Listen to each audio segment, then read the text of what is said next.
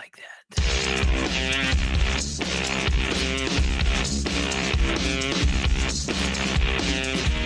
I don't have to tell you things are bad. Everybody knows things are bad. Everybody's out of work or scared of losing their job. The dollar buys a nickel's worth. Banks are going bust. Shopkeepers keep a gun under the counter. Punks are running wild in the street, and there's nobody anywhere who seems to know what to do, and there's no end to it.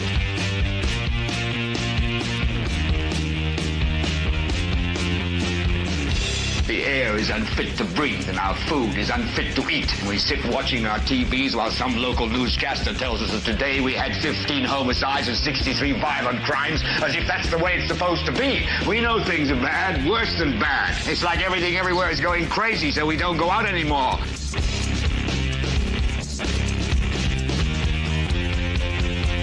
We sit in the house, and slowly the world we're living in is getting smaller, and all we say is, please, at least leave us alone in our living rooms. Let me have my toaster and my TV and my steel-belted radios, and I won't say anything. Just leave us alone. Well, I'm not going to leave you alone. I want you to get mad.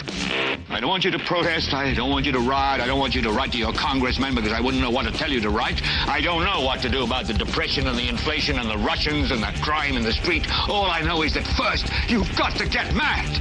You've got to say, I'm a human being. God damn it. My life has value.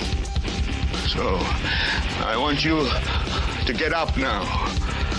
I want all of you to get up out of your chairs. I want you to get up right now and go to the window, open it, and stick your head out and yell, I'm as mad as hell, and I'm not going to take this anymore. Welcome, ladies and gentlemen. This is, what is it? It's 9:07 p.m. This is the 558th episode of the Political Spotlight. I'm your host, Kristopher H. Bilbrey. And we are looking good and doing well, and everything's feeling great. We're doing good. We got everything's starting to be a little bit more straightened out here. We're getting closer to the optimal setup in front of me. It's only taken like 9 years, but we're getting there, ladies and gentlemen. And I just talked to Stephen Whitmer about something else I'm going to start trying. You know, I'm more a sound guy. I don't care about the video. I don't care what it looks like. I don't care what the room looks like. I don't care what it looks like behind me. I've got a bunch of really cool toys. Like most places, most people, you would be able to see all my knickknacks if like this was a regular thing. But I'm like, no, I don't want them to see all my knickknacks. I want to see my knickknacks. I was going to, it's too bad that the screen is blank during the intro, because every time the guy in the intro says a gun under the counter, I want to pull all my guns under the counter that I just keep right down at my feet. And look, this is not all the guns. This is just the guns in this room. And I always want to pull my guns up out of the counter. And since I can't, and I won't, since this is not a gun tube channel, I feel like I'll just do the pictures of what I rest my feet on when I close the case. And so that's what this looks like.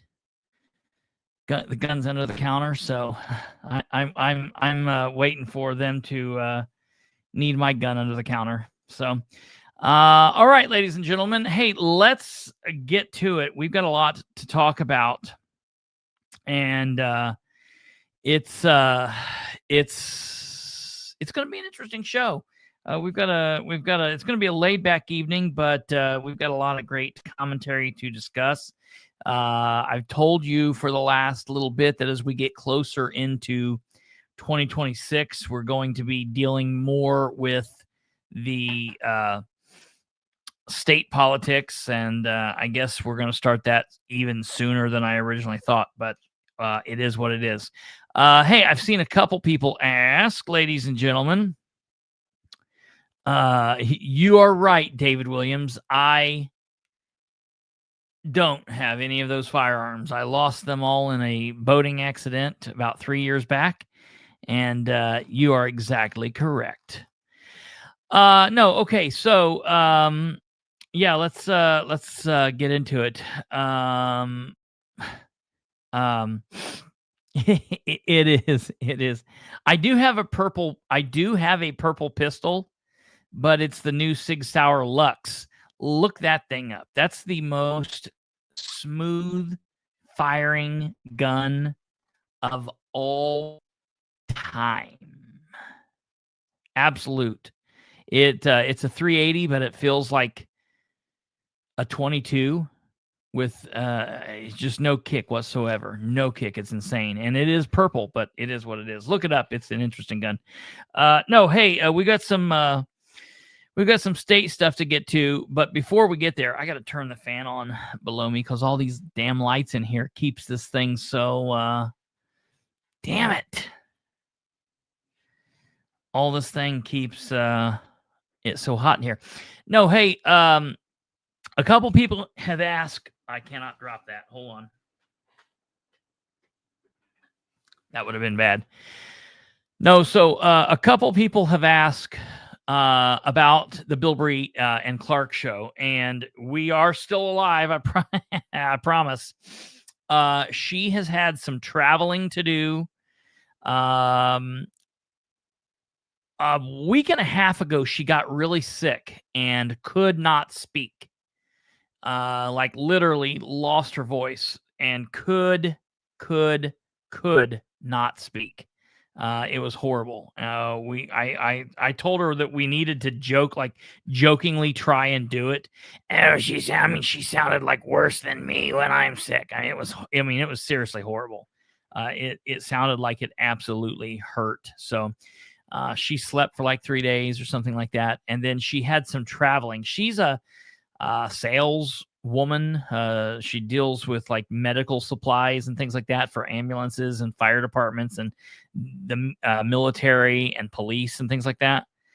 And so she travels from time to time. So it's still here. We just took a little bit of an early sabbatical, but we are going to get back on track and everything's going to be going smooth there. So, how is her daughter doing with the health department and school? I will tell you this really quickly. She did make her complaint to the health department, and 2 days later, they fixed the sink that had been broken for 2 years. So, coincidence? Yeah, I guess it could have been. I guess it could have been a coincidence. But I don't think so. And if it is bad luck to have an umbrella open indoors, then I am shit out of luck because I have 3 open just around me. So we're talking super. Good thing I believe in the good Lord above, and I'm not worried about it. I am good to go. And all right. So, no, folks, ladies and gentlemen, we got a couple of different things to talk about. First and foremost, and I know a lot of you've seen this on social media, but I guess it just wasn't as funny to everybody else because I guess a lot of other people didn't understand. I guess they didn't truly understand. I guess they didn't truly understand what the joke. They didn't understand what I was getting at. I think a few people got it. I think a few people did manage to pick up on what I was throwing down. But Friday, running around a Muncie, high-end, highfalutin Hollywood star.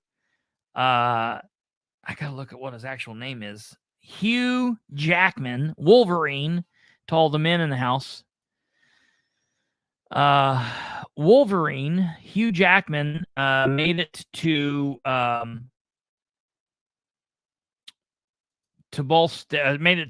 Muncie, and I guess he is dating a Ball State professor, a theater professor, And this theater professor is an actor. She's now listen, don't get it confused, because she's dating Hugh Jackman, a man, but she's a thespian, not a lesbian, a thespian. I thought to be in theater, you had to be a lesbian. I don't know, a lesbian thespian. I think she's just a thespian because she's definitely dating Hugh Jackman. Anyway, because Hugh Jackman has been dating this Ball State professor, he's been just hanging out in Muncie for a little bit, which is kind of wild. And so Friday, when he was here, he decided that he wanted to stop in and see the guts, see the internal. It's like see the food be made. He wanted to see the guts, the worst part of Muncie. And someone said, he said, I want to see the worst part of Muncie. And someone yelled out, Shedtown? And he's like, no, City Hall. Shedtown's the best part of Muncie. One of the better parts of Muncie. But he went to see City Hall. And as everybody knows, the one thing that we can all agree on, the government center is the worst part of Muncie. Cindy. So Hugh Jackman was at City Hall. I'm gonna put this up here. Here he is meeting with, getting out of the car, clapping. I don't know why he's clapping or weird. That's kind of weird things. All right, here. So here he is with here he is. That is absolutely true, David Williams. Less fake people in Shedtown. Absolutely, sir. Here he is looking at amazing things with Ridenour.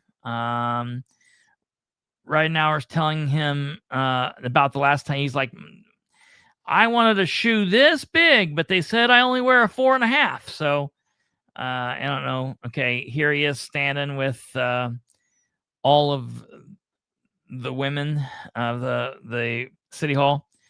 Here he is clapping again. I think we got trapped in this loop. Where's the other pictures? I know there was other pictures. Oh, well, I think that was it. Anyway,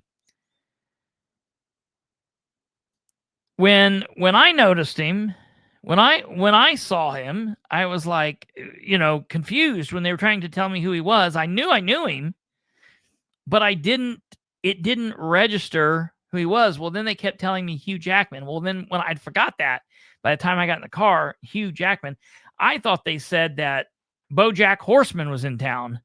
So I went through and fixed all of the pictures and made it more appropriate. So I made this amazing. Now, this to me is an amazing video picture. BoJack Horseman coming out to meet Ridenour.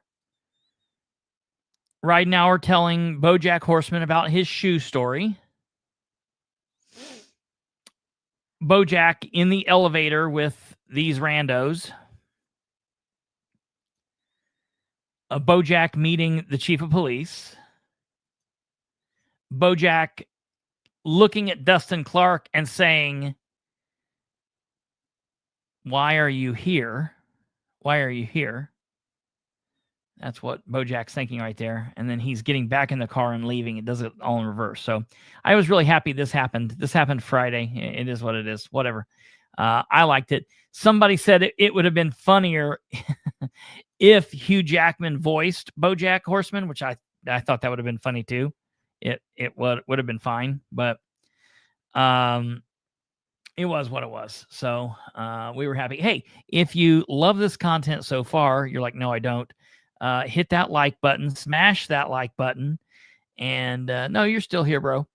Like that button, smash it, smash all those buttons, comment or don't, whichever one, however, it don't matter to me. So do what you can. Okay, so I can't wait till Bob's Burgers stops around. Now that's who I'm waiting for, is Bob's Burgers. Then we'll be doing something. So okay. Along with that was Friday. something else happened Friday, and it was all about the same time. No, real quick, before, listen, in all seriousness, I do want to put this up because this is not something that I want to skimp on. Give me 1 second. I did take a picture of this, and I made sure to get this because this is real, and I do. Give me 1 second. I thought I had a picture of it, but I didn't.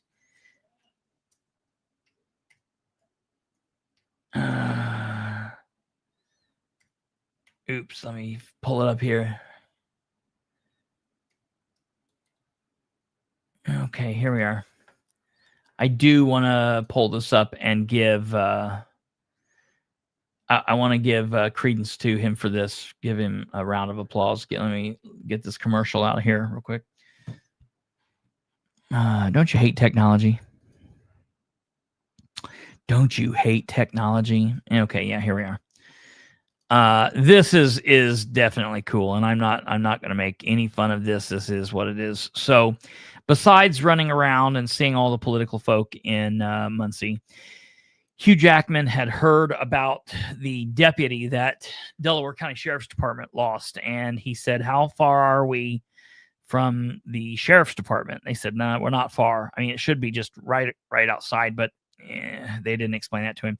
So they took him down. He wanted to pay his respects to for the deputy that was killed in the line of duty. So Hugh Jackman had his people take him out so he could pay the respects to Delaware County Corporal Blake Reynolds, which is really cool. He stopped by Delaware County Sheriff's Department on Friday to pay his respects to the fallen Corporal Blake Reynolds. Reynolds died early Wednesday, as we all know, while responding to a crash. Delaware County Sheriff's Department set up a memorial outside its Muncie station, I guess, where the community has piled flowers and in a loving show of support for late Reynolds and his grieving family and widow. Rick Snyder, president of the Indianapolis branch of the Fraternal Order of Police, shared photos of the renowned actor stopping by the memorial to pay respects to Corporal Reynolds. Sacrifice touches the spirit of everyone, Snyder said. Here's a picture of Hugh talking with Tony Skinner, the sheriff of Delaware County. So that's really cool. I also want to say, and the reason I'm bringing this up is, first of all, he didn't have to do that, and he went out of his way to do that. So that is definitely cool. But besides that, I do want to put up the information for Corporal Blake Reynolds' visitation and funeral. They do have the obituary up, and they do have the information about his visitation and the funeral, and it is going to be public. So for those that are interested in knowing or interested in going, Corporal Blake Reynolds, badge number 631, July 20th, 1994. I was like a whole ass person by that point. Man, I just cannot believe how young this dude was. Blake Reynolds, 31, of Muncie, Indiana, finished his earthly watch and entered his heavenly home on November 12th, 2025, after giving his life in the line of duty while serving the Delaware County Sheriff's Office. Born on July 20th, 1994 in Muncie, Blake lived his life rooted in faith, family, and service. Blake graduated from Delta High School, Go Eagles, in 2013. He attended Ball State University and graduated with a bachelor's degree in criminal justice, working with a law firm and the Youth Opportunity Center and the Delaware County Probation Department during that time.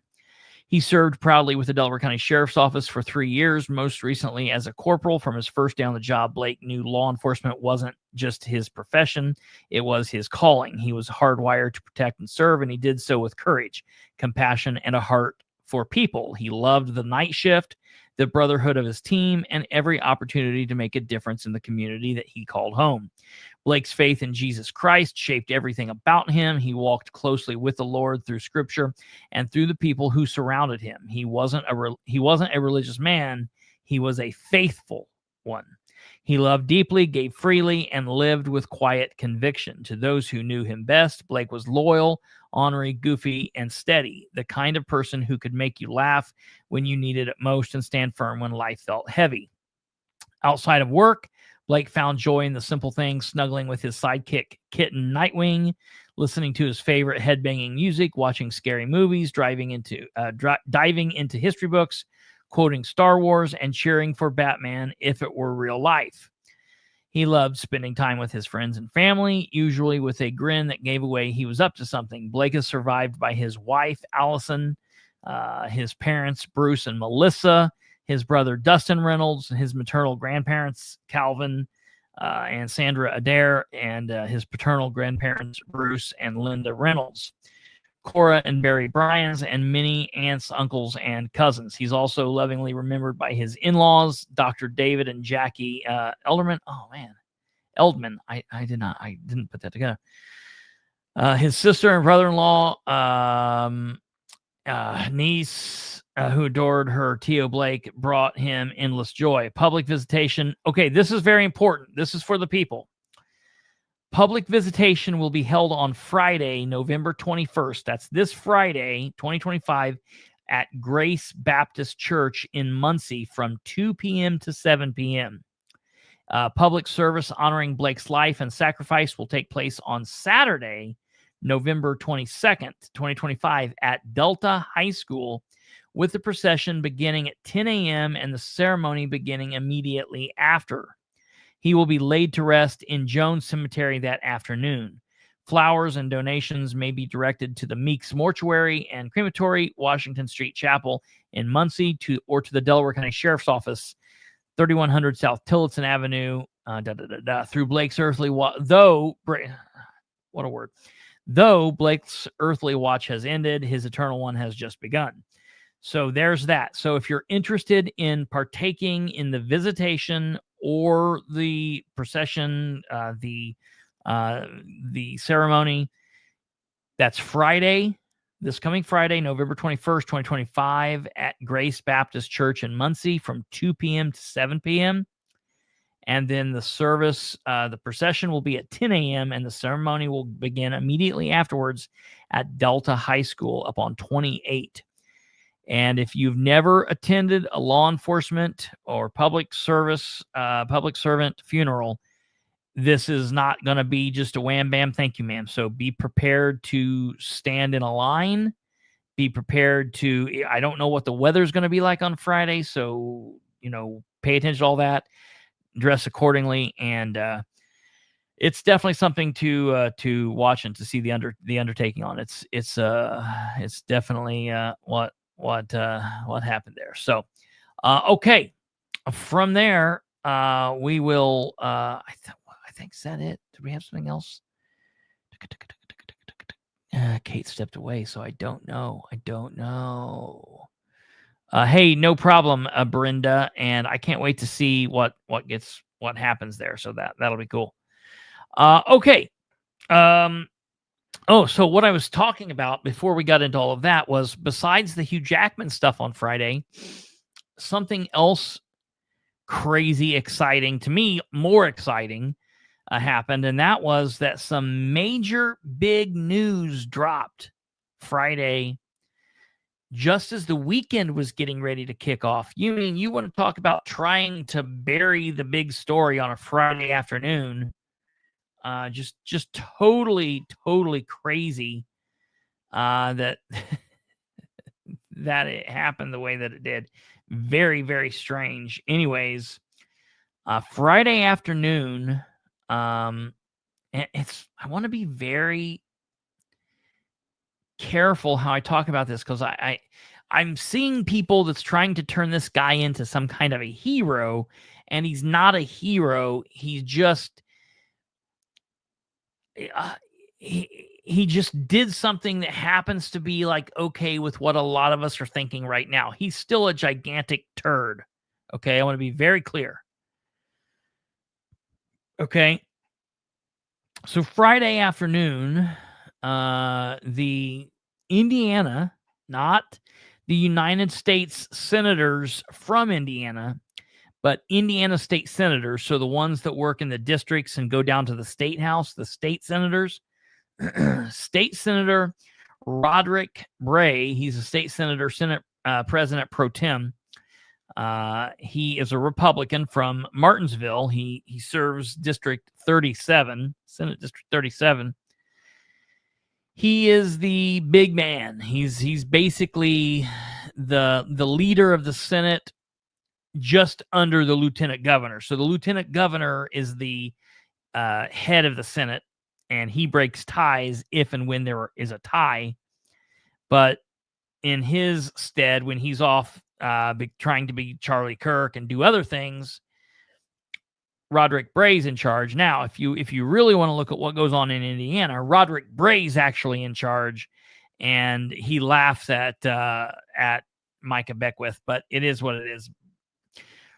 Bray is one of the guys that's been around a long time, and he's definitely part of the establishment and whatever. Now, this little shakeup here, I don't know what to make of it. This is going to be so interesting to watch how this unfolds, because of the people who are going to line up against each other who normally have been like on the same.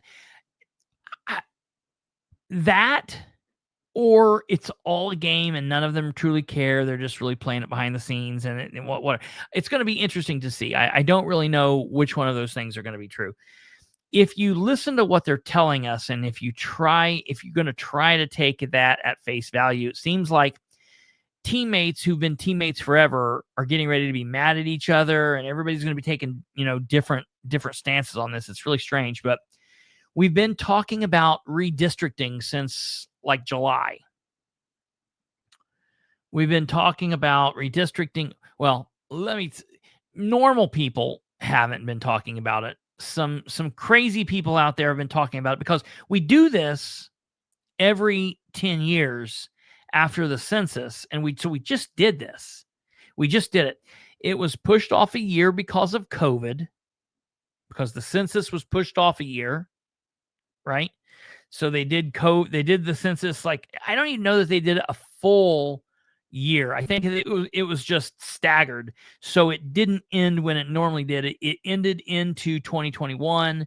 So we redistricted in 2021. It was like pushed it off like a couple of months, like till whatever. So we just did this. And then now they're wanting to do it right now because Trump wants it done, because, how many Republicans do you need to screw up a state? You know what I mean? Like, I thought 7 was enough to mess up Indiana. No, apparently we need 9.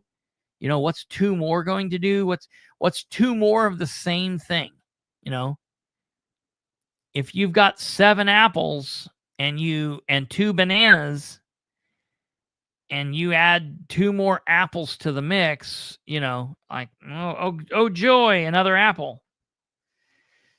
So Braun stated all the way like in August, September, into October, Braun said, we have to get this redistricting done. It has to be done by no later than the middle of November. Well, then he announced back right around Halloween that they were announcing that there would be a special session. He was calling them into special session, and he was calling them to do this redistricting. Now, the funny thing is, the day that he announced that, Rodric Bray's press secretary put out a statement saying, we don't have the votes. The state Senate, we don't have the votes. We can't do it. And then somebody asked Braun, well, why are they saying this? And Braun and Beckwith are saying, we got the votes. We got the votes. Don't worry about what they're saying. We've got the votes. And the Senate was like, no, we don't have the votes. I don't understand that. I'm telling you, we don't have the votes. It doesn't matter how many times J.D. Vance comes here, how many times you beckon groups of us to the White House. We are telling you we do not have the votes. The public overwhelmingly do not want this. Now, what's crazy to me is there's a whole bunch of people running around saying it's only the Democrats that don't want this, and everyone's saying, I don't understand this. We're such a Republican state.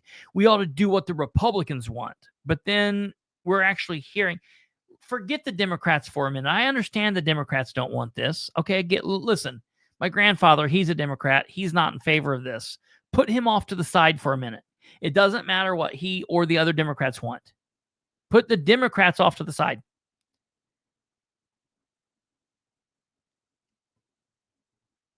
A shit ton of Republicans don't want this.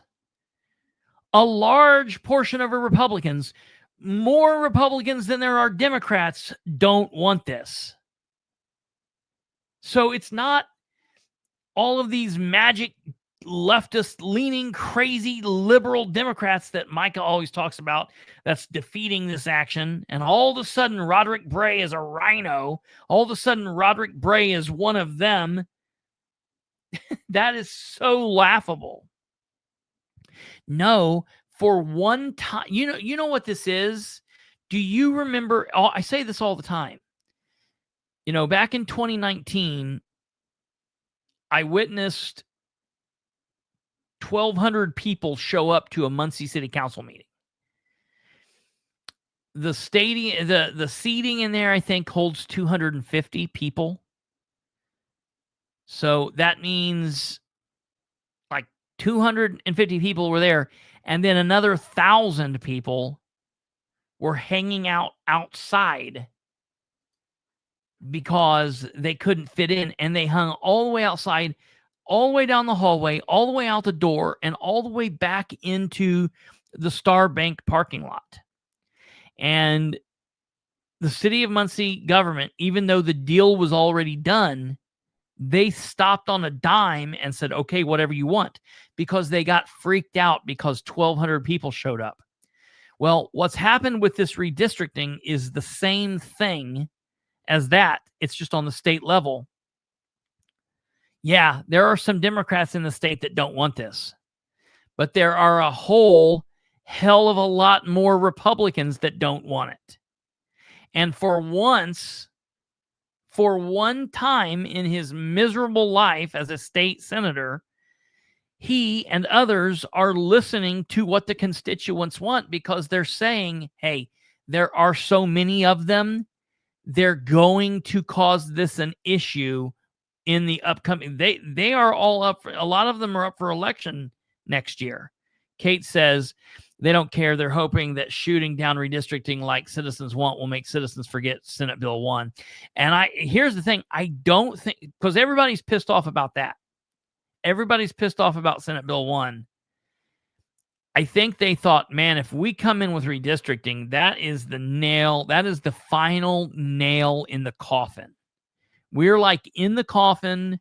We got the hammer in our hand, and we've already nailed the nail through the lid. Redistricting would just be that extra little hit, and bam, the lid is nailed down. I think that's what they realized. I think they thought there's just no way we could do it. That's the thing, Robert. It's not about what the people want. It's they were actually afraid that this was going to cost them their position this time. There was so many people upset with this that they thought that this was going to cost them their money, their power, their all of that. So it's just it's really strange. So Indiana Republican senators reject Trump's redistricting push. Okay, the statement on Friday from Pro Tem Rodric Bray says, over the last several months, state Republicans, Senate Republicans, have given very serious and thoughtful consideration to the concept of redrawing our state's congressional maps. today I'm announcing there are not enough votes to move that idea forward, and the Senate will not reconvene in December. So we were supposed to reconvene in December in order to be able to do this. They were going to start 2 weeks early. Organization Day is a week. No, it's Tuesday. No, it's Tuesday. Sorry. I'm getting ahead of myself. Organization Day is Tuesday. My brother's birthday's Tuesday. Organization Day's Tuesday. That's how I keep them together. They have nothing to do with one another, but that's just, I know I've got a big day Tuesday. Okay. So here's the deal. Rodric Bray heard that I was coming to town. If they were going to redistrict, I was coming to Indy, and I was going to be in a hotel, and I was going to stay down there. And they're like, we don't want Bilbrey to come down here, so we're going to push this off. That's not true. We just don't get along, he and I. Anyways. So I question if this is technically legal.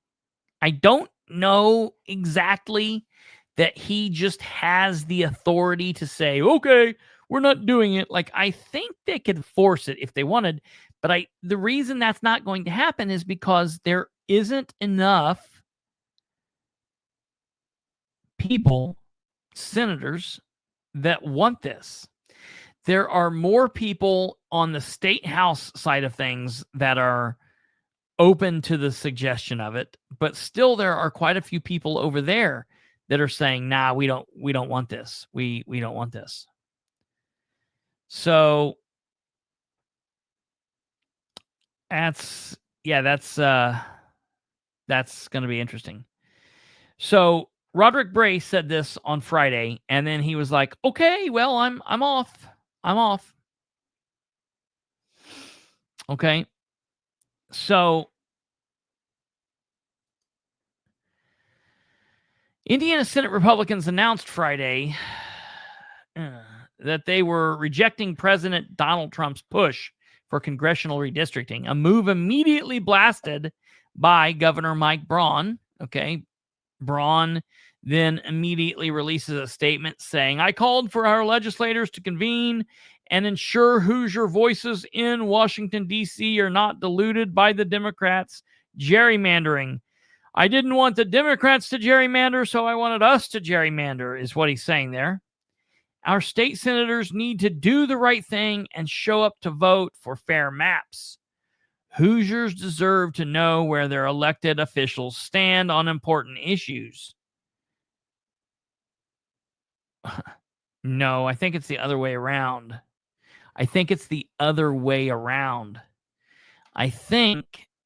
the state elected officials need to understand where Hoosiers stand on important issues. See, this is the problem with these people. They always get it just a little backwards. We don't need to know where they stand. They need to know where we stand, and then they need to govern themselves accordingly. Or if not, we need to govern themselves accordingly. Very interesting. But just because it was the weekend, it wasn't like everybody just was like, oh, okay, well, that happened and we'll deal with it on Monday. Oh, no. No. Everybody from on the local scene to all across the state, all the way to the White House had something to say about this, and it got crazy, and it's getting crazy like everywhere. It's just really nuts. Indiana lawmakers were scheduled to meet starting on December 1st. Then they pushed it to December 3rd, I thought. It went back and forth to consider drawing more Republican-leaning U.S. House districts ahead of next year's midterm elections. Following a months-long pressure campaign by the Trump administration and his supporters. If the decision by Senate Republicans stands, Indiana would become the first GOP-led state to outright turn down Trump's wish to squeeze out more Republican-friendly congressional seats ahead of the 2026 midterm elections. That's interesting to me. Braun endorsed Trump's push and called for legislators to convene on November 3rd in a special session to redraw the congressional maps, and the legislative leaders delayed that to December 1. Now, listen, I'm telling you, I said, and I think we could probably rewind the tape and go back and find it. I'm going to try to do so. I'm pretty sure, and I don't know if Kate remembers or not. I don't even know. I think she's busy. But I think that Kate said, I think Kate could recall that I said way back when this happened that if the senators, if the state house and the state senators did not meet when Braun wanted them to in November, if it didn't happen in November, it was not going to happen. I think that I said that, but I'm going to have to go back and get the tape. I'm not 100% sure. I'm pretty certain that I called it way back when, because listen, why not go ahead and just meet? Obviously we've got Republican everything. They could have pushed this through. It wasn't going to take anything crazy. They could have got it done even if they wanted to make it look good, if they wanted to do it upright, they could have taken a week or 2 weeks, as long as they had it done before Tuesday the 18th, which they certainly could have done that. They would have had several days. Okay, if they would have met on the 3rd, if they truly would have met on the 3rd of November, that would have given them 1, 2, 3, 4, 5, 6, 7, 8, 9, 9, 10 days. They could have done that. So I just want to say that I called it. I'm sure a lot of other people said that too, but I definitely said that. I'm 98% positive. Anyway, so they kicked it off until December, saying, well, we're going to save people money. We'll just meet 2 weeks early instead of a whole month early. And I knew that was going to be bad. Okay. So Braun said, I called up for our legislators to convene and ensure that Hoosier voice in Washington is not diluted by the Democrats' gerrymandering. Braun said in a statement released by the governor's office Friday, our state senators need to do the right thing and show up for the vote for fair maps. Hoosiers deserve to know where their elected officials stand on important issues. This could be the first time in decades that legislators have not abided by a governor's call for a special session. Imagine how crazy it would have been back in 2020 when they were talking about doing that. If the state senators and the state representatives would have bucked Holcomb's wishes on things, that would have really been cool. But they didn't back then. So at least, I don't know, at least they're getting some growing some balls or something, because this is pushing back against his wishes is amazing to me. I love it. I will tell you, I am fully confident that because of this happening, Braun it's locked in stone now. Braun is, if this remains this way and something stupid doesn't happen, if we do not meet, not even if we meet and don't do it, but if this just continues through the way that it is right now, Braun will not make another term. He might run, but he will not win. Braun will be one and done. And that you can put in the books, signed, sealed, and delivered, Sunday, November 16th, 9:49 p.m. Eastern. Kristopher Bilbrey says, if this remains the way that it is, Braun will not serve a second term as governor, period. Okay? He's too much of an idiot, and there's just too much insanity going on here, okay? And the fact that he's so weak, and everything that he's trying to do, the General Assembly has been able to buck him on, okay? And because of that, he will not be governor for a second term of the state of Indiana. And that's one thing that I can say makes me happy. He might run for president once he figures out he won't win a second term. That is a very good possibility, because of course they were throwing that out. Now that's not good. That would be horrible. That would be very, very bad. I don't think he can win it. I don't think that he would be able to win a presidential run. That would be god awful.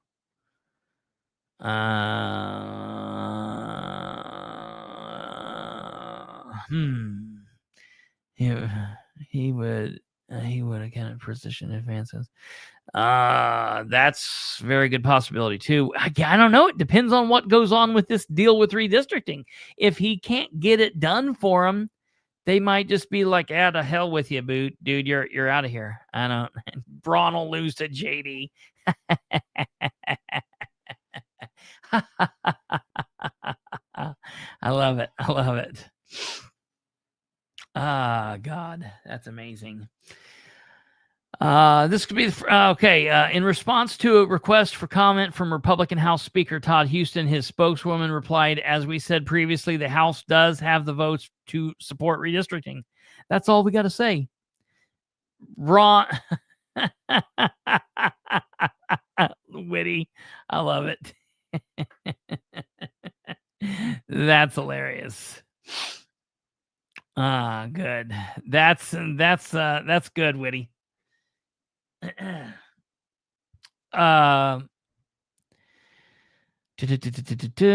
White House did not immediately comment Friday or respond to messages seeking reaction to Bray's announcement, though Politico reported that Trump was summoning Indiana Republicans to D.C. for Oval Office visits. Have you seen the gold? I can't do a Trump impression, but just I imagine it's "Have you seen the gold?" and then he'll say it the way he says it. Debate focused on Senate Republicans. Redistricting supporters wanted Indiana's lawmakers to craft a map with all 9 Indiana congressional districts favoring Republicans based on the 2020 census data. The current congressional map drawn by Republicans in 2021 maintained a 7-2 GOP majority, with Democrat Frank Marvan holding the 1st district in Northwest Indiana, and Democrat stronghold Andre Carson holding the 7th district, which covers much of Indianapolis. Prayer, people, partnership, power, change. We're about collaboration, not division. We're about independent thinking, not taking orders from Washington, Carson said in a Friday statement, which is comical. Hoosiers do things differently. I want to thank Senator Bray and all the Republicans and Democratic members of the Indiana State House who held firm on the Hoosier values. This is a win for all of us. Laughable. Indiana's entire GOP U.S. House delegation had lined up in support of the maneuver, and some were reacting Friday afternoon to the announcement. This is simply unacceptable, posted U.S. Representative Marlon Stutzman, Republican from the 3rd District. Democrats are gaining ground in their states before our eyes, and Indiana state senators are rolling over and letting the left overtake us. What will it take for Republicans to want to win? It's like, dude, if you're looking around in Indiana,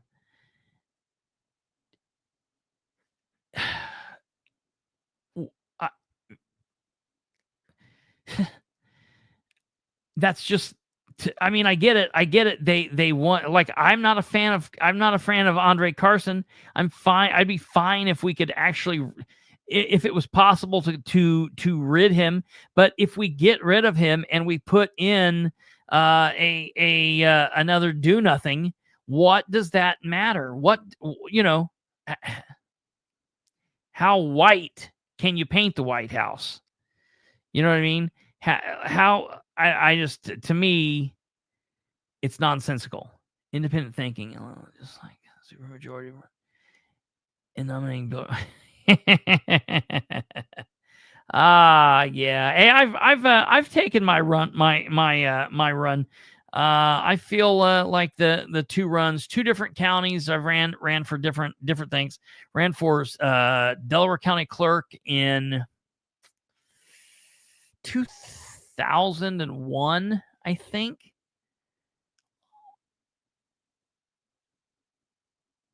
Right after 9/11.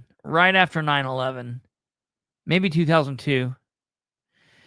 And then Winchester City Council in 2015, and I figure, look, I do more good right here than if I was one kiss ass sitting on a council.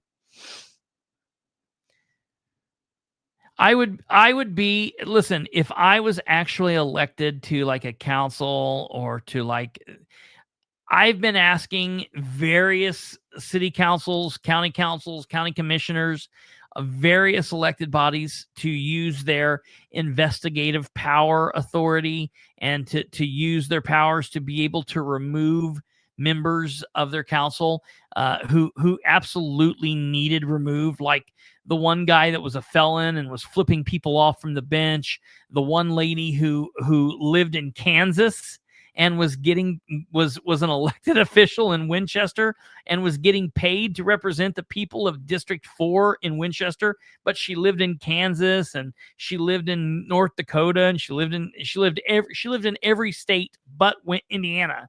All right. She lived in every city but Winchester, and I can't get these people to remove these idiots.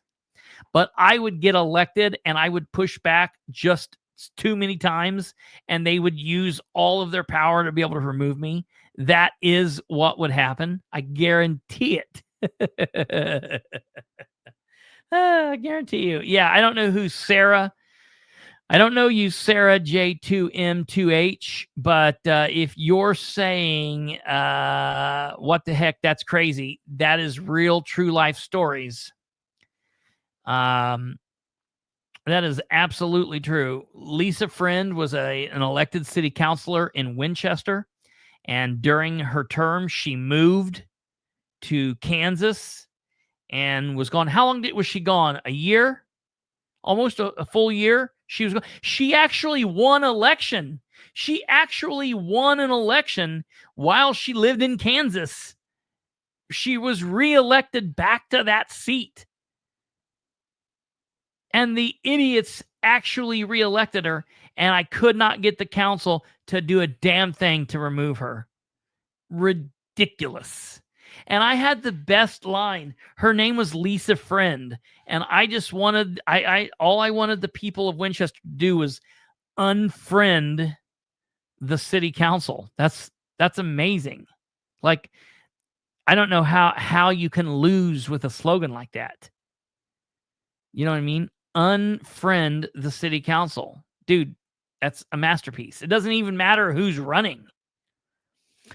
Then the other guy was Hampton. What was his first name? John Hampton. John Hampton. And John Hampton had a felony for dealing in heroin.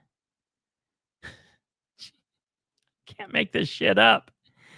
He would wear those stoner like muumuus, like the hippy dippy muumuus. He would wear them, and he would routinely flip members of the citizens off during meetings. Citizens would text him, and he would like text back, "Eat shit and die," things like this. And I could not get anybody, couldn't get anybody to do anything. So insane. Oh, God. Dude, I'm telling you, totally crazy. But I would get elected, and I would push back on something Ridenhour was doing, or push back on something stupid. I would question too many things, and they would be like, "Oh, no. We, the body." Hey, look, we used to have some really fun times here. It's not been totally crazy. Like, it used to be crazy around here. These are the calm days. Now, we are getting ready to have a campaign against Sharon McShirley. Sharon McShirley for Delaware County Clerk. And I don't know. We could be back into the wild west. I don't know. Whitty's right. Local elections where it's at. Okay. So moving on. Let's see here.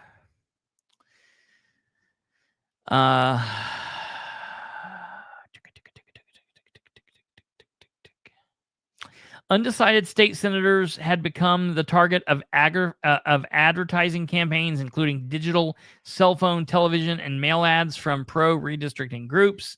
8 Republican senators among 40-member caucus had come out publicly against redistricting. So listen to that. 8 Republican senators among the 40-member caucus had come out publicly against redistricting, with 13 having announced their support before Friday's statement. So that's pretty interesting. So you've got 13 that were for it. You've got 8 that was against it, and so that's really interesting. So then that means that's 19. I guess that were undecided. Trump ally Marty Obst, leader of the pro-redistricting group Fair Maps Indiana, said he expected political repercussions for Bray and others. This would be great. No, David, do you not remember? Did you pay much? Listen, no, I'll be honest. I would have Spangler. I would if that was not a constitutional office and Spangler could run again, if it was between Spangler and McShirley, hands down, no question. Hands down, no question. I would vote for Spangler again. I'd try to vote for him twice if I could. Maybe I'd fight to redistrict somewhere so I could vote for him in all kinds of districts, and he would be, we could gerrymander him to win. I would do whatever I can. Sharon McShirley was my number one first nemesis.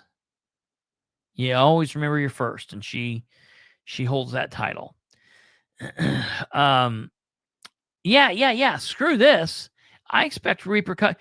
Listen, my list of items that I expect repercussions for are way bigger than this nonsense. This is just nonsense that they're talking about. They've done a lot of other crap that I feel like they should be primaried for, and Bray should be booted his ass. Look, I like that Bray. I like that this has been paused. Looks like it's been stopped, more or less, whatever. And I still want Bray to be kicked out, but it's not for this.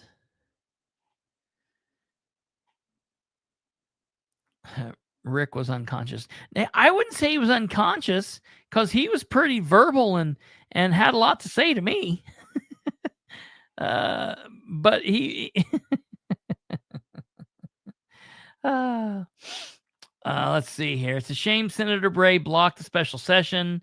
The Capitol Chronicle's told it's clear that he does not support President Trump's agenda. See, you know how stupid that is to say that. This is that idea that I always talk about on here, that you have to believe in everybody 100% of the time. You have to support 100% of what I'm talking about. Okay. You can't disagree once. We have to be mindless zombies, pod people.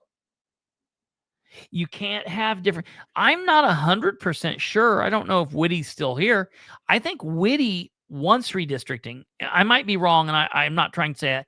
If he is, he can comment. But look, we're still friends. We still get along, and I like the debate back and forth. Whatever, that's fine. I'm not going to hate you. I just disagree with what's going on. It's the idea. People need to get past this idea that you can't. Bray, I guarantee you Bray likes a lot of the shit. I guarantee you Bray likes a lot of the shit that Trump's doing. I guarantee you he's a fan. I guarantee you Bray would be fine with redistricting. He's just feeling the pressure, man.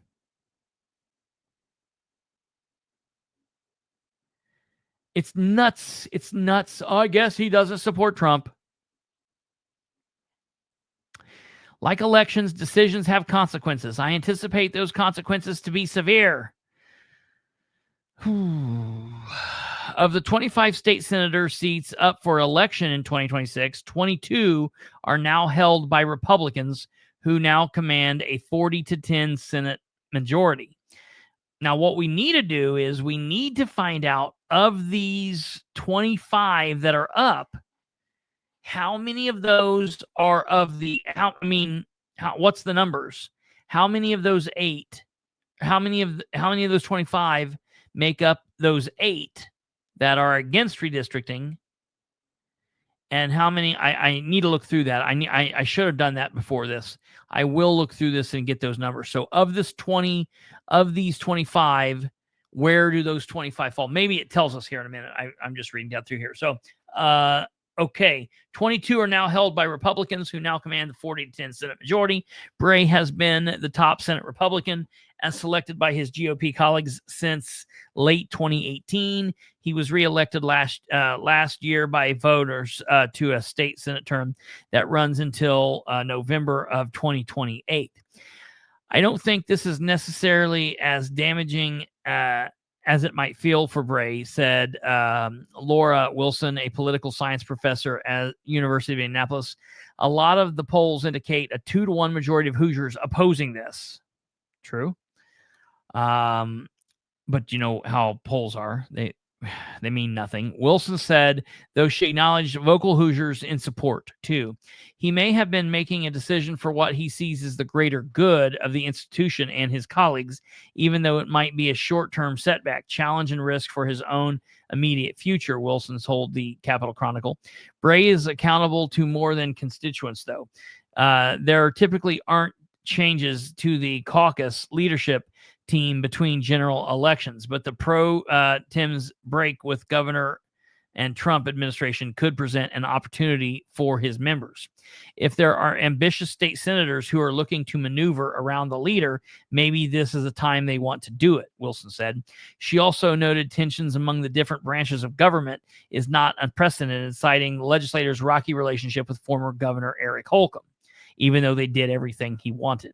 He was able to still very effectively pursue his agenda while in office, Wilson said. Having a little bit of tension isn't necessarily a stopgap for progress either. Redistricting foes hail decision. Senate Minority Leader Shelley Yoder Bloomington celebrated the decision, saying the statement that Washington insiders pressured the governor to rig Indiana's congressional maps in the middle of a decade for one reason. They were afraid of voters. They were afraid of losing their power the honest way, Yoder said. Now this reckless idea has collapsed. Our focus can return to where it should have been all along. Hoosiers, their budget, their safety, their health, their future. The pro-districting campaigns are, as a recent statewide poll of 800 registered voters found, that 51% did not support redistricting now, with 45% strongly opposed. About 39% supported the prospect, but just 23% strongly backed it. The poll was sponsored by the group Indiana Conservation Voters, which started an anti-redistricting campaign soon after the possibility emerged in August, with Vance's first trip to Indianapolis pushing the issue. Megan Robertson, the group's executive director, called the pro-redistricting campaign the product of Washington consultants trying to stir up voter anger. We are grateful that Senate leadership listened to Hoosiers and closed the door on mid-decade redistricting. Robertson said in a statement Friday, families across our state have been clear. They want leaders focused on the real challenge they're facing every day, not partisan power plays. Freshman Rep. Andrew Ireland of Indianapolis is among several Republicans in the House who have been outspoken in support of potential redistricting. And I love Andrew Ireland, but he's off his rocker on this. Absolutely absolutely off on this. Andrew's been a good dude. He's just getting caught up in it here. Ireland continued his call on Friday, saying in a post X that Indiana cannot sit on the sidelines in redistricting while Democrats in California, Virginia, and Illinois are working to gerrymander their way to the Republican, away more seats in Congress. State Senate Liz Brown, Republican Fort Wayne, was also one of the loudest supporters of redistricting, and she took to social media to call Indiana states cowards. Oh yeah, have you seen this? Call Indiana Senate cowards. Look at this. Hold on here. Let me pull this up. This is amazing. So she took one of these signs and said, "Welcome to Indiana, cowards of America." So while I'm not on her side on this, I can appreciate the meme. I can appreciate the satire of the post. You know, I love it. I love a good political satire when it happens. So it is what it is. I think that's funny. But I don't think you're cowards for having a backbone. But then I also don't think that Bray's having a backbone. I think it is. I think he probably is doing this out of cowardice, but it's not like what she's thinking. It's like he really, like, I think they see the actual Hoosiers don't want this. A majority of constitutionally minded conservative voters do not want this. Do not want this.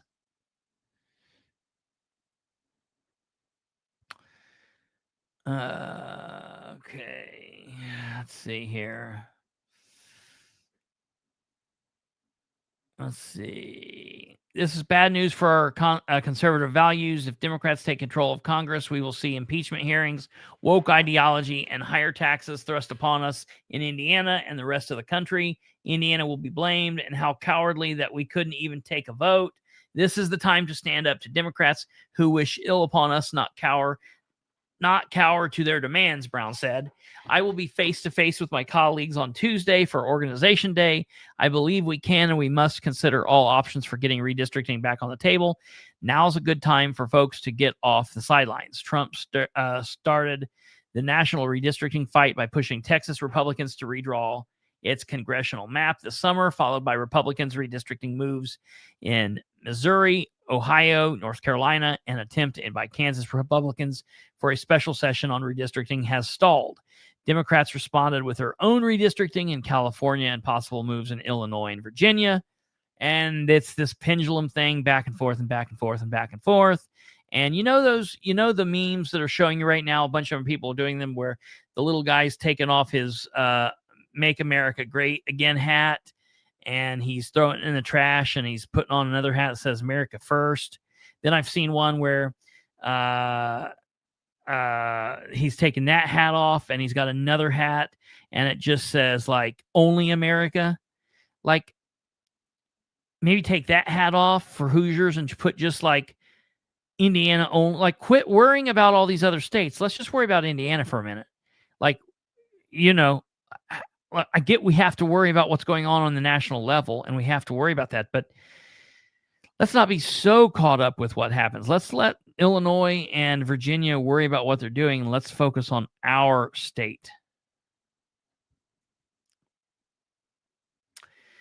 There is an interesting thought on this, however, and that is, without a December reconvening, lawmakers will also delay any updates to Indiana's tax code. Past the January start of the 2025 filing season, Governor Mike Braun's special session order asked legislators to also bring the state's tax code in line with recent major federal changes, warning of discrepancies between Indiana and federal law that could complicate Hoosiers' 2025 tax filings. Indiana still conforms to federal tax law as of January 2023, but the Department of Revenue has warned that dozens of federal changes enacted via the One Big Beautiful Bill Act have direct implications for returns filed in 2026. Now, any updates would have to be addressed once the General Assembly convenes in January. And I think if anything causes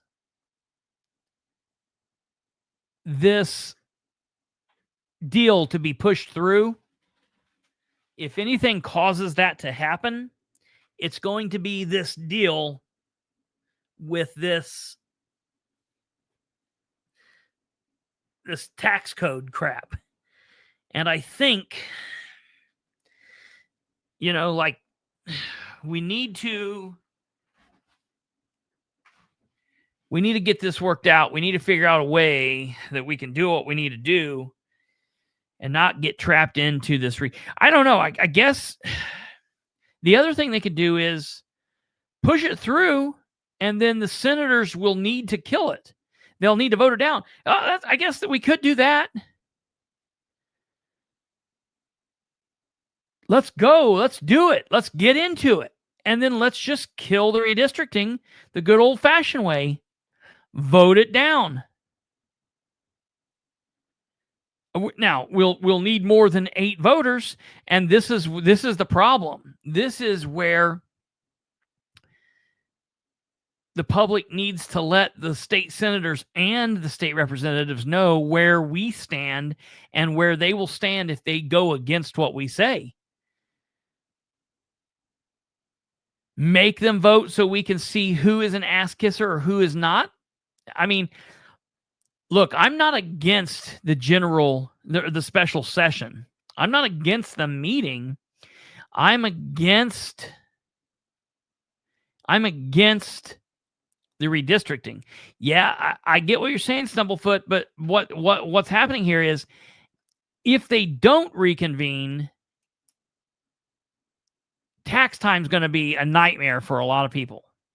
So we need to find out some more about that. I'm gonna do some digging into that and find out just exactly what's going on there, because that could be bad. What's happening here? Why all of a sudden do I not have a mouse? What the hell? Damn it. Okay, hold on a second. Well, so that is what it is.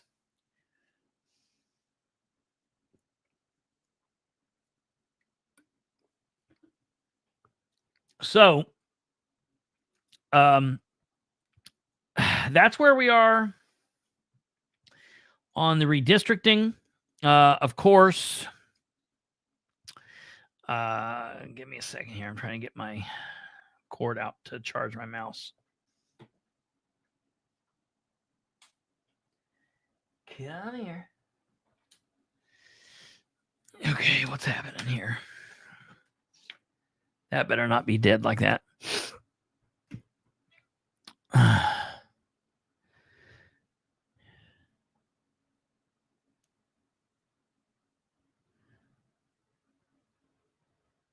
Well, yeah. I mean, well, if they call a special session, the vote will be on record. That's how the General Assembly has to vote. So they wouldn't be able to hide. So we would know what happens, but I don't know. Time will tell. I'll look into that more. I'll look more into what's going on with the tax code and be able to get it to you. I do want to talk to you. Oh, before we move on,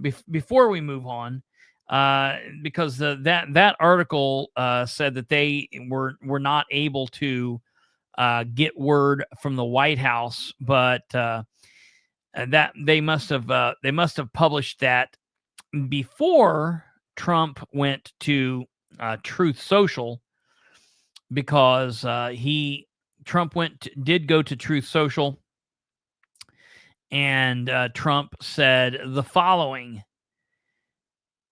Very disappointed in... I try to do it, but I'm not good at it. Very disappointed in the Indiana State Senate Republicans, led by Rhino Senators Rod Bray and Greg Good, for not wanting to redistrict their state. allowing the United States Congress to perhaps gain 2 more Republican seats. 2 more? The Democrats have done redistricting for years, often illegally, and all other appropriate Republican states have done it. Because of these 2 politically correct type gentlemen and a few others, they could be depriving Republicans of a majority in the House. A very big deal. Hey, because your friends jump off of a cliff, are you going to jump off a cliff? Because people have sold heroin for years, are you going to start selling heroin? California is trying to pick up 5 seats, and no one's complaining about that. What? Yes, lots of people are complaining about that. I'm complaining about it. I don't want them to do it. But I don't want to say, well, they're doing something wrong over there, so we should do something wrong here. That's insane. Yeah, all this presidential intimidation for just 2 seats is not logical. You're really coming with it tonight, Stumblefoot. I like it. I get it. I get it. What are you saying here, Kate? I got it hit a little bit. I expect. Okay. Yeah. Oh, man, I'm way behind over there. What is going on? I've been on the other screen for a minute. Let me try to get down to the bottom. Okay. Moving on in Trump's statement. California's trying to pick up 5 seats, and no one's complaining about that. It's weak Republicans that cause our country such problems. It's why we have crazy policies and ideas that are so bad for America. Also, a friend of mine, Governor Mike Braun, perhaps is not working the way he should to get the necessary votes. Considering that Mike wouldn't be governor without me, not even close, is disappointing. Any Republican that votes against this important redistricting potentially having an impact on America itself should be primaried. Indiana is a state with strong, smart, patriotic people. They want us to see our country win and want to make America great again. Senators Bray and Good and the others to be released to the public later this afternoon should do their job and do it now. If not, let's get them out of office ASAP.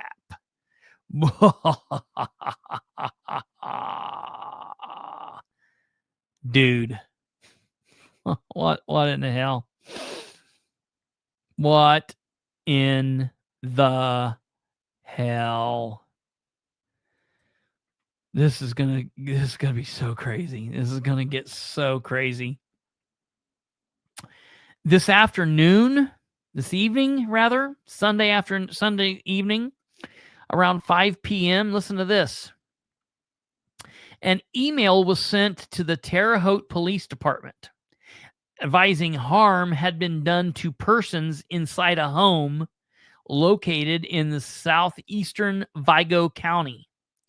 This information was immediately relayed to the sheriff's office, at which point deputies responded to the home, which just happened to be the home of State Senator Greg Good. Attempts were initially unsuccessful to raise anyone at the residence, but ultimately contact was made with persons inside the home. All persons were secure, safe, and unharmed. Investigation has now showed that this was a prank or false email sent, also known as swatting, that has been done to State Senator Greg Good. False or prank calls of this nature will never be acceptable. Not only do calls like this waste and reduce resources of deputies serving and protecting their parts of the county, they also are a negative impact on the victims and their families. Our office, along with federal authorities, will investigate this incident with every intention of discovering who is responsible. Due to the ongoing investigation, further details will not be released at this time.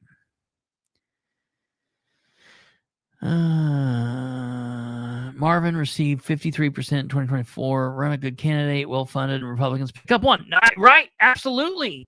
Absolutely. Hey, I want to take this time to say this gentleman right here, William Hughes, is a Delaware County councilor, and has made the announcement here in the last couple of weeks that he will be seeking a re-election to his seat, and he's done a wonderful job, and I fully support, endorse, and support him 100%. He is very attentive to questions, to people reaching out, and he does. I've backed a lot of his decisions. There are some decisions he's made that I have not, but that's going to happen. But he has never hid from communication, and I can respect that a lot. So, but he's absolutely right.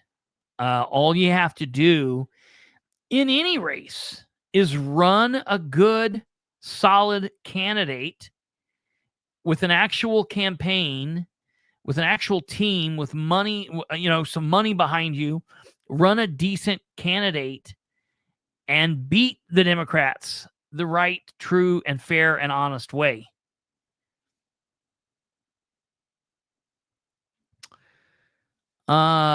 So yes, David. The seat that he is sitting in currently. So back to this deal with Vigo County.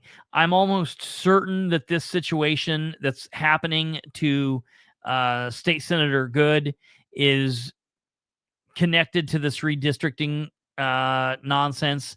I don't know that. I don't have any information that tells me that. I don't know any information other than what I've read you. I've not talked to anybody. I have sources on a lot in law enforcement all over Indiana. I do not know anyone specifically off the top of my head in Vigo County, so I've not talked to anybody there, but I would be willing to put anything on it that this is connected to this situation with the redistricting, because his name has been specifically put out there, and it's out there. He also, also made a statement about this situation, and I'll read this statement. The statement is, for immediate release, statement from State Senator Greg Good. This evening, my family and I were victims of a swatting incident during which a fake communication was sent to local law enforcement officials. Vigo County Sheriff's Office responded, and the incident is it responded to the incident under the impression of a domestic violence emergency. The deputies professionally fulfilled their duty. While this entire incident is unfortunate and reflective of the volatile nature of our current political environment, I give thanks to God that my family and I are okay. I want to thank the Vigo County Sheriff, Derek Fell, Terre Haute Police Chief Kevin Barrett, and the first responders who serve our county, our community, with bravery and professionalism. And Senator Greg Good is a Republican from Terre Haute. He represents the Senate District 38, which includes Vigo County, Clay County, and a portion of Sullivan County. So that's that. And that is crazy. And I hope that they prosecute that person to the fullest. Okay, before we leave, I have just one final story that I want to talk about. I'm going to be looking more into what's going on with this redistricting situation. I will look more into the deal with the tax deal, and let you know what's going on there, let you know what they're going to do there, and I'll keep you posted on that. And then, that'll be that. We'll follow the situation that occurred with Senator Good. But then the last thing that I want to talk about is a story that we've been talking over here the last couple episodes on. We've been covering about it, and that is the Whitestown shooting incident that occurred in Whitestown. So the last time that we talked about this was Wednesday evening. Thursday's show, we talked about it just briefly, but we didn't have anything. We're obviously, our last show of the week is on Thursdays. We were off on Friday and Saturday. On Friday, they were apparently supposed to have a press release. Right after this incident occurred, our team contacted the Boone County Sheriff's Office, the Whitestown Metropolitan Police Department, and the Boone County Prosecutor's Office, and we got added to all of their media lists for when they release statements. And straight away, we were added to the Whitestown Metropolitan Police Department and the Boone County Sheriff's Office. There was a little bit of a delay in when we got added to Boone counties because of Veterans Day. Veterans Day occurred on Tuesday, the 11th. We sent in the release on Monday, and so there was a little bit of a delay because even though they weren't working on Tuesday, I think that they sent out an email on Tuesday that we did not get, or something happened. And then we sent out an email rectifying that, and they have since rectified it, and we are now on their list. The same we are on places all over Indiana, including Muncie, Delaware County, the Southern District Court of Indiana, a lot of different places where we're on that list. On Friday, they were supposed to have a press conference, but that press conference got pushed off because of some kind of unfortunate incident, some emergent incident in Kent Eastwood's family. Kent Eastwood is not Clint. I guess I didn't realize how confusing that could be. Kent Eastwood is the prosecutor in Boone County. I didn't realize I just now realized how that could be kind of crazy. Kent T. Eastwood is the elected prosecutor, and he's a damn good prosecutor in Boone County. He's been in that area for a while. He had some kind of a family emergency Friday, which I hate that he had the family emergency, and I don't know what it is. I hope everything's okay. I hope nobody was hurt. And I pray everything is okay. I hate what I'm going to say next. I am glad that the press conference got pushed off Friday because of that delay and that little mix-up, we would not have been there. So on Friday, they released a statement saying, due to a family emergency, Prosecutor Eastwood is unexpectedly out of the office today, Friday, the 14th. The Boone County Prosecutor's Office had originally intended to provide an update this afternoon regarding the Whitestown shooting. That update will now be delayed until Monday afternoon, assuming Prosecutor Eastwood has returned to the office as expected. Further information will be shared as it becomes available. At this time, the Boone County Prosecutor's Office will not have available information, additional information for comment. Well, I had prepared an email to send to them this evening so that to answer a question, so that if they were going to have, if it was just going to be sent out as an email, that's one thing. But if they were going to hold a live press conference, I wanted to be there. So I was preparing an email, and literally as I was preparing it, their office sent out an email and sent out an update. And their update read as follows. The Boone County Prosecutor's Office will be holding a press conference to provide the update regarding the investigation into the November 5th shooting in Whitestown, what I'm referring to as the Whitestown shooting incident. The details are Monday, November 17th, 2025 at 2 p.m. So I will be there, and we are going to be on scene there, and we will bring it live to you, and you guys will be able to hear it, see it right here. It will be there. And so we'll follow that. I'm going to give a little bit of a prediction without knowing any further information. I feel as if they were going to just pass this off to a grand jury. I feel as if they would not have held a press conference for that. I feel as if they would have emailed that information out, because utilizing a grand jury is just another step in the investigative tool. It's in the toolbox. That's just a step they use to determine if they're going to. They utilize that in very high charged political cases a lot of times, and so I feel like if they were going to do that, there's not a lot of information they could give after that. If they say, "Hey, we're going to send this to the grand jury," there's not any questions they can answer. There's no reason to have people there. So I almost feel that's out of the question. We're not going to go there tomorrow and hear that they're sending it to a grand jury. I'm pretty certain about that. Now that they have said, yes, we're going to do this, it's going to be in person, to me, that leaves just two other options. They're going to tell us that charges are going to be filed, or they're going to tell us that they are not filing charges.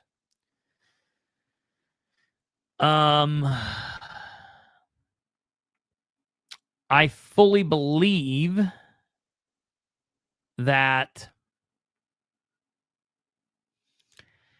there will be no charges. I hope there are no charges.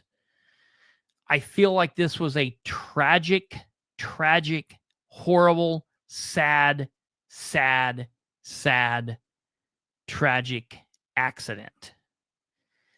People can say, well, what do you mean an accident? He shot through the door. I mean, everyone in this, I said this the other night, I was talking to somebody, is a victim of circumstance. It is an accident because the person who shot the shot did not wake up intending to shoot a gun that day, just in my belief. Okay, this is subject to change depending on what we hear tomorrow.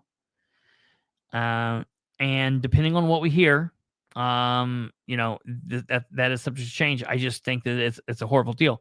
Now, I will say, if they do decline to file charges tomorrow, I would absolutely push for them to say, and I hope that they say, now that this is a closed investigation, we have prepared all of the information for all of the media, and it's available at this link. We've prepared you flash drives, or we'll answer all questions.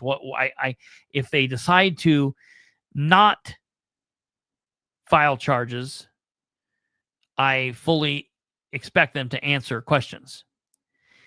If they're going to file charges,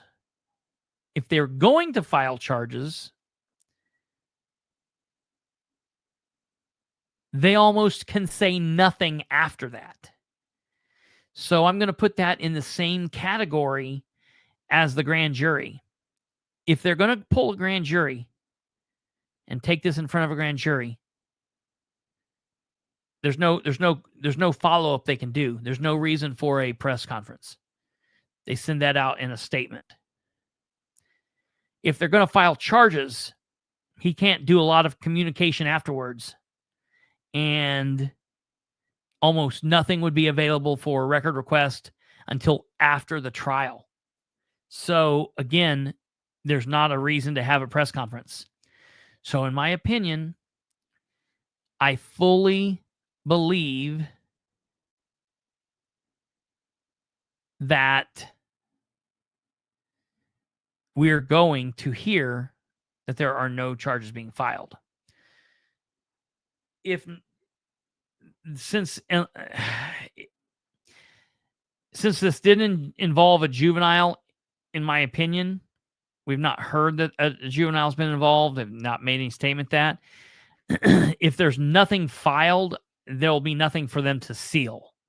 So I don't look for them for anything to be sealed, specifically if no charges are filed. So that'll be that. It'll be at 2 p.m.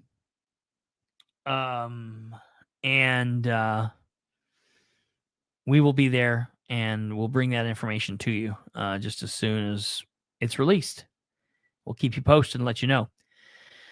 We will be live tomorrow, and we will hopefully, if charges are not filed, hopefully we will have a lot of information to go through tomorrow, because hopefully it will it will be there. So, yes, I've not heard anything about CPS, nothing like that. So, my thoughts and prayers are still with the woman's family. I will tell you, no, I'm not going to say it. There's something I heard over the weekend, but I don't have proof of it, and it would be inflammatory, so I'm just going to hold it off till tomorrow. I will keep you guys posted, and if there's no charges filed, and I fully back that, that's I want the law to be followed. I want the law to be followed. Understand what I'm saying? I want the law to be followed. That's what I hope. I hope that the law is followed. And yeah. See, and that I told someone that over the weekend too. You got to pray for everybody there. I'm also praying for the people in the home, because the person who pulled that trigger, once this is all settled, once the heat of the battle is over, so to speak, this person's going to have to live with the fact that they shot and killed somebody who wasn't breaking into the house, who they just thought was breaking in. And that's going to be a terrible thing. When police officers and soldiers or anybody, if someone jumps on you and someone's trying to kill you and you have to defend yourself, if they're beating your head into the concrete and they're stabbing you and you shoot them and kill them, that's hard. It's hard. It's even hard then. People take issue with that. People have a hard time taking a human life. Taking a human life is difficult. Now, it's a little bit easier, and maybe it's easier to mend and easy to deal with if you understand that they were hurting you, or they were hurting someone you loved, and you stop that, and you didn't want to do it, you didn't bring it on.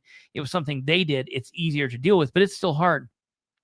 Police officers and soldiers and things like that happen to, it's still hard on them.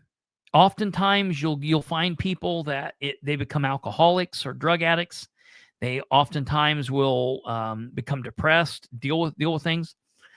I've always said that I don't want to take a life. I wouldn't take a life, but as a former police officer, if the choice is you are going home or I am going home, I'm doing everything that I can. You know what I mean? And I would be fine with that choice.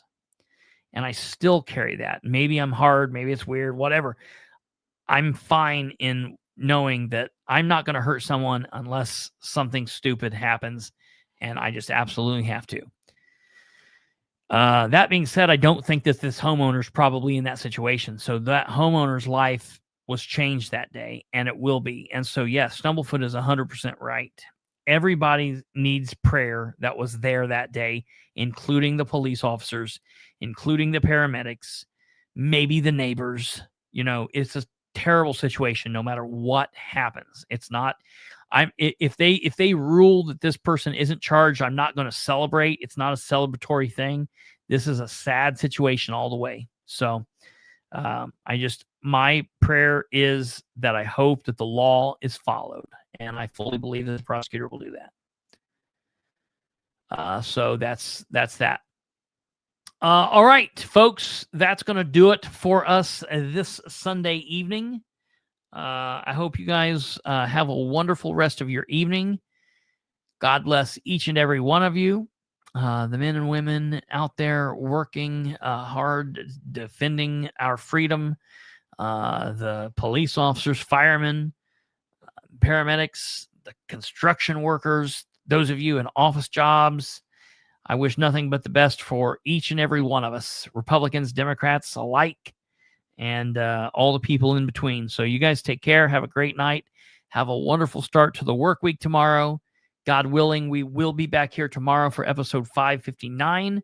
And tune in around 2 p.m., a little before, maybe a little after, for the press conference to get started. We will be bringing that information to you, and you guys will have it. So until tomorrow, take care.